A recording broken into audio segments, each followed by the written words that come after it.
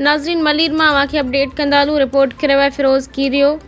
रज़ाकाबाद में मंशा जे विकिरे ऐं वाइपे नौजवाननि जी बेरोज़गारी ऐं अमन अमान जी ख़राब सूरत हाल ख़िलाफ़ मुख़्तलिफ़ बिरादरियुनि जे मुअज़्ज़िज़नि तरफ़ां गॾियल रायूनी मेड़ाको कोठायो वियो, जंहिंमें इलाइक़े वासियुनि वॾी तादाद में शिरकत कई। मेड़ाके में इंडिजेंस राइट्स अलाउंस जे सदर सैयद खुदारिनो शाह, गनी गबोल, हाजी अजमल कलमती, मोहम्मद आज़म शेख, वली मोहम्मद गबोल, हुसैन बख्श कलमती, इकबाल कलमती, हारून शाह ऐं नबी बख्श शेख, लाल मोहम्मद कलमती, जाफ़र शाह, अनवर शाह, अब्दुल्ला शाह समेत ॿियनि अॻुवाणनि ऐं मुअज़्ज़िज़नि सख़्त ॻणतीअ जो इज़हार कंदे चयो त रज़ाकाबाद तेज़ीअ सां वधंदड़ आबादीअ वारो इलाइक़ो बणिजी चुको आहे, जिते police centre, town office, water board, इस्पताल, तालीमी इदारा ऐं इंडस मोटर शोरूम समेत केतिरा ई सनती इदारा मौजूदु आहिनि। पर अफ़सोस जो मक़ाम आहे त हिते जे मक़ामी नौजवाननि खे रोज़गार नथो ॾिनो वञे।